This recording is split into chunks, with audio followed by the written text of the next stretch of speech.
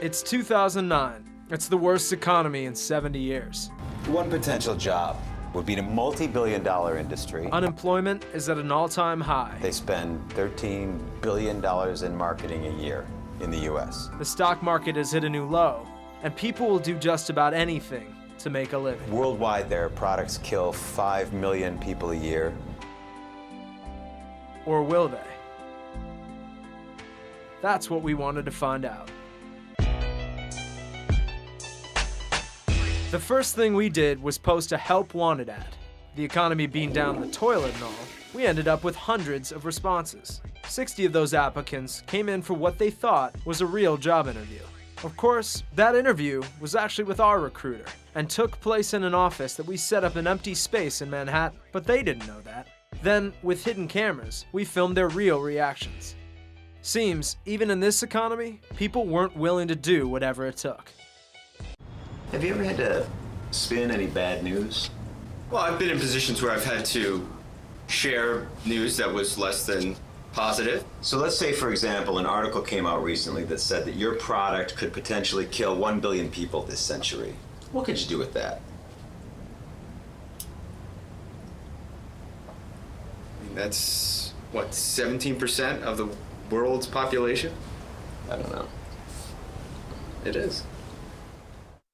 So, suppose the product that your company sells kills a certain number of people in the U.S. every day, all right? Just stop me when I get to a number that you'd be cool with. No, it's Okay, you didn't stop me. forget about it. Should we do it again? I wouldn't even, no, because I wouldn't. One isn't even good. Maybe we'll go. It goes 0. Maybe we'll go from the other direction. And before you ask, we did have them meet with a real recruiter afterwards, so no one left upset, at least not for lack of job prospects. Online, we set up a similar interview process at thetruth.com. Let's get down to business. There, kids could see if they have what it takes to be a tobacco executive, basically by playing 8 mini-games that tested their executive acuity.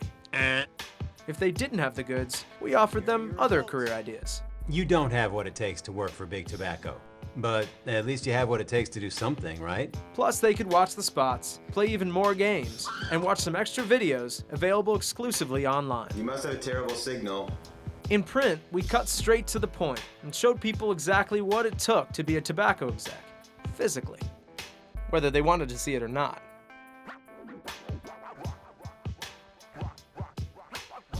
Yep, those are testicles right there. And on the radio, we offered an automated, voice-activated interview. Welcome to the Big Tobacco automated interview process. To see if you have what it takes to be a tobacco exec, please say Big Tobacco after the tone. Sorry, I did not get your response. Were you whispering? That's rude. Again, if you would like to... did people have what it takes to be a tobacco exec? Well, honestly, a couple did, but they were sort of nuts. Well, it depends if you believe in the Nostradamus 2012 principle. Surprisingly, or maybe not surprisingly, most people didn't have what it takes, and that's probably a good thing, for humanity's sake. The job's not for me. Ah, come on.